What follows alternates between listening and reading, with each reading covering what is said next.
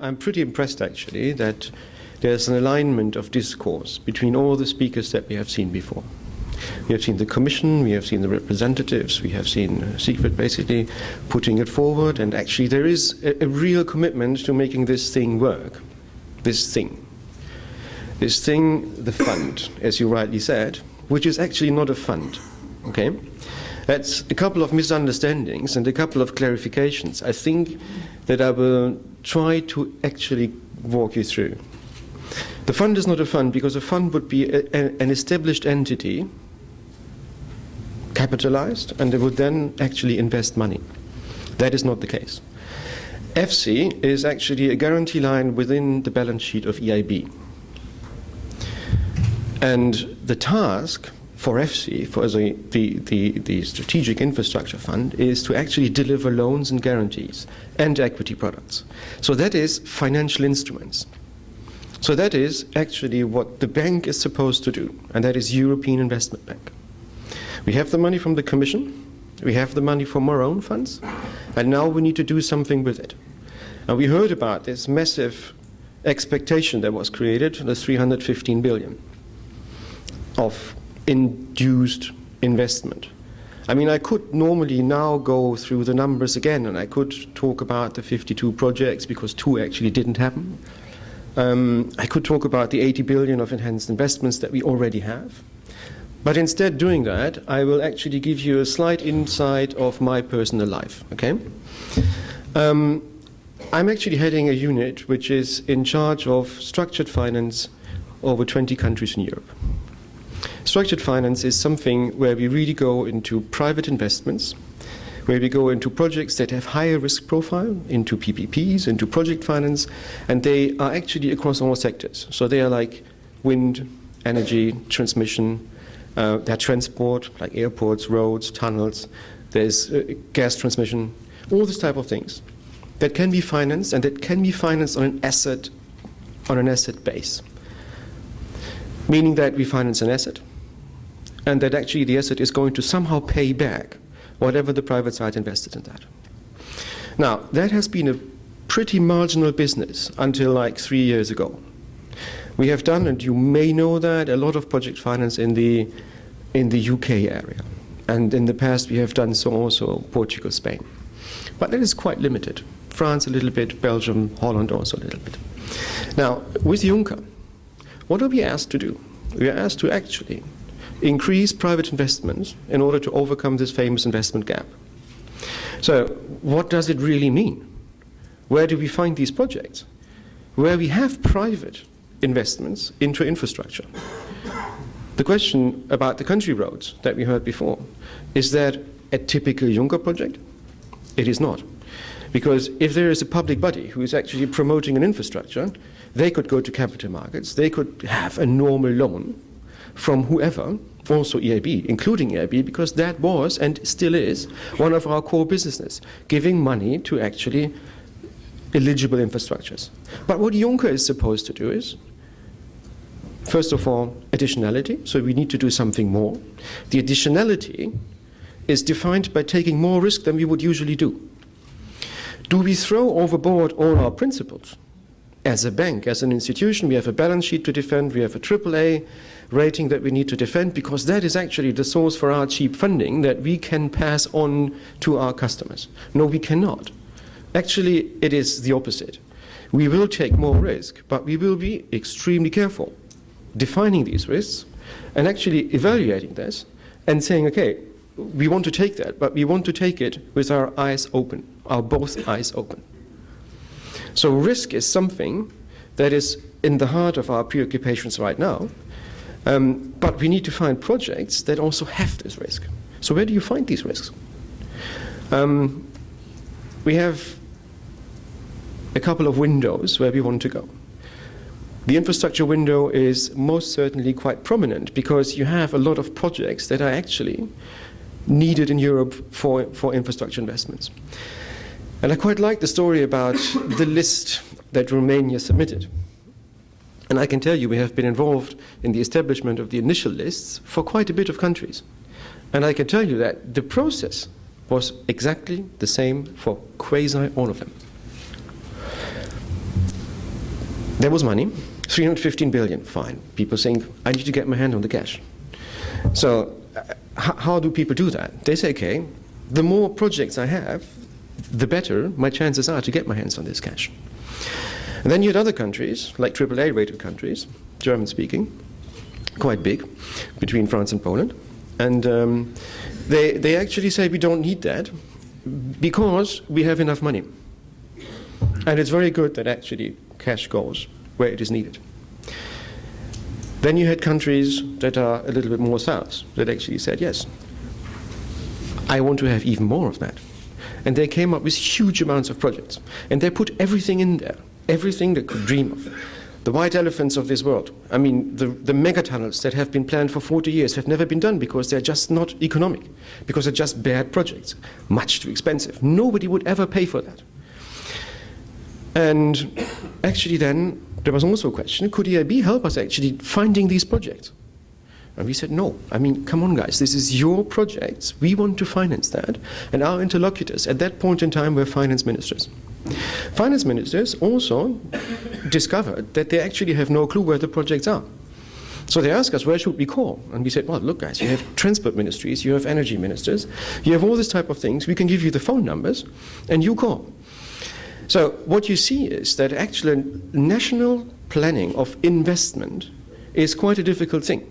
I mean, you have very developed administrations, they have very good reputations, they work very nice in what they're used to do. But actually, taking a step back and say, where is my strategic planning going? Where do I want to put my money? Where do I want to actually, where do I think that it is best to invest? Very difficult process, because budget allocation doesn't work that way.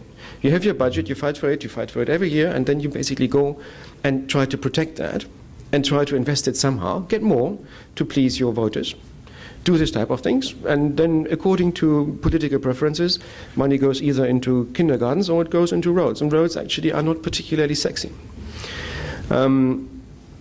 That changed a little bit because we actually realized that infrastructure is becoming important because also of failure of infrastructure. Developed economies have actually shown that failure of infrastructure can be heavily disruptive for economic processes and also for people who want to go from A to B and cannot do that anymore, need to go through C, or that are stuck in airports or things like that. So what happened is that the first step of Juncker and the first effect that this proved was that we had a whole bunch of people at very important places in our European economies that started to think about what we can do. And they have a whole lot of reproaches, exactly like Siegfried said, in terms of, okay, how is it that you're not able to prioritize? How is it that you actually don't know that?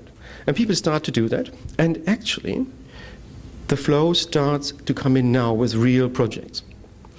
But real projects with private investments in infrastructure clearly means PPP, project finance type projects, full stop. That is it. We try to turn that whole thing around and say, can we not give FC guarantees to states or local authorities and stuff like that? And the conclusion was, no, we cannot. You have an obligation to the European Commission, who gives us a whole bunch of money, to actually prove that we do something more. And giving just money to people who anyhow have access to financing is not going to make the trick. So when it comes then to actually define, and it comes down to procurement. So how do I procure infrastructures? Very important thing.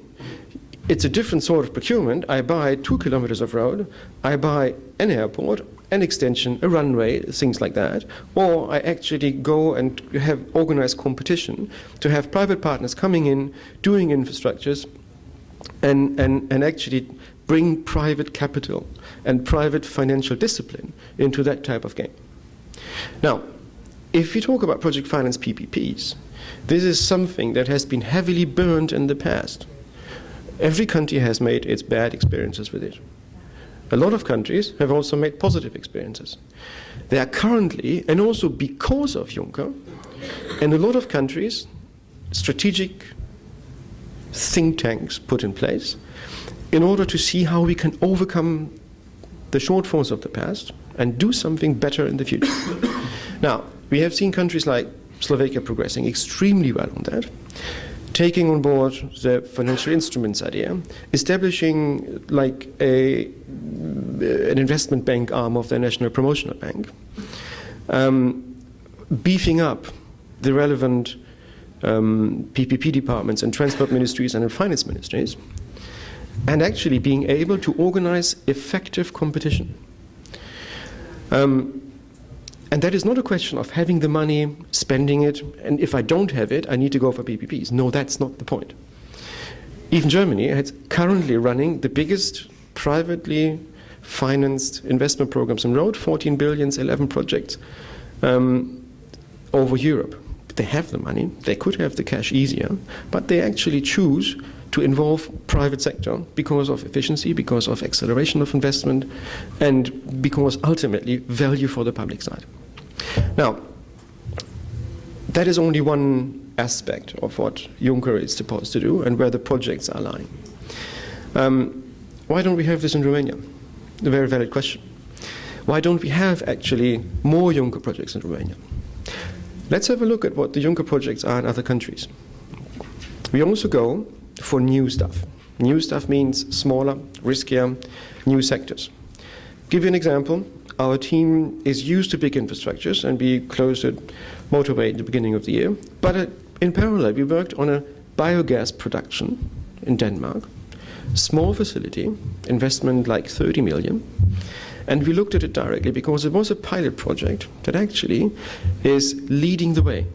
It's economically interesting, environmentally interesting, and giving a solution for a whole lot of northern countries that actually have a lot of feedstock. So to be clear, they have a lot of porks running around and they don't know what to do with the shit. That is actually a whole piece of a solution for a problem that is European-wide. So that type of things, we look into that. And we try to actually find out how we can finance that. Is it easy? No, it's not. Because the smaller the projects, the more messy the processes are. And the less the promoters are actually aware of what they need to do in order to meet financing discipline. Financing discipline means, yes, you need to have a contractor. I need to have the contract that is actually clean, that I can take where he's building it, somebody's building that, and I need to be able, as a lender, to turn around and say, you didn't do that, you didn't finish your works, I want to have my loan paid back, so you are giving me actually the money if you blew it up. That type of things is like, it is sound financial structuring. Likewise, feedstock, so the pork shit, to be very, very frank, is something that needs to be available over the life of project. So I need to be sure that for the next at least 15 years, this matière première will be there. So I need to ensure that. I need to have contracts, I need to have visibility on how this is going to function and operate over the life of my loan. So that is something where we really push the boundaries of what the bank has done. We want to go into energy efficiency. We do renewable energy. Wind, solar is something actually that we will do big time under Juncker, because it is an important policy target for the European Union, and it's still a sector where it's lacking financing. Now, if we want to go for not only energy generation with renewables, but also energy transmission, we also want to do that, specifically where we have investment gaps and where we have private financings, ring-fence private financings in there.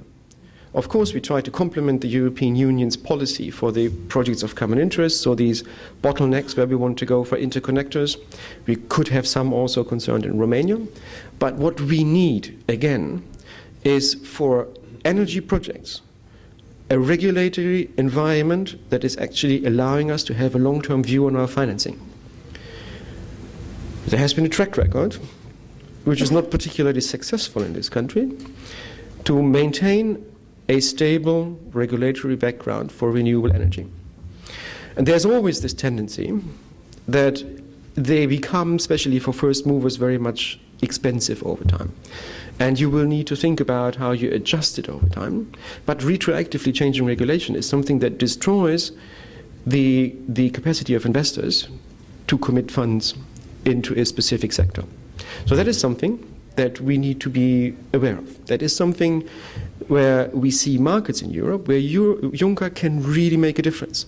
So we can go and actually revive markets together with public authorities in order to find investment niches and actually say, okay, if we go in there, if private money comes in there, and if we have an understanding about the regulatory future of, let's say, a particular renewable energy type, yes, we can do that.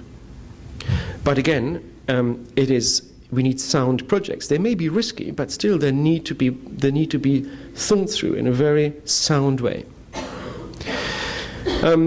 And of course, when we talk about SMEs, this is also a whole different ballgame that EIB is entering to.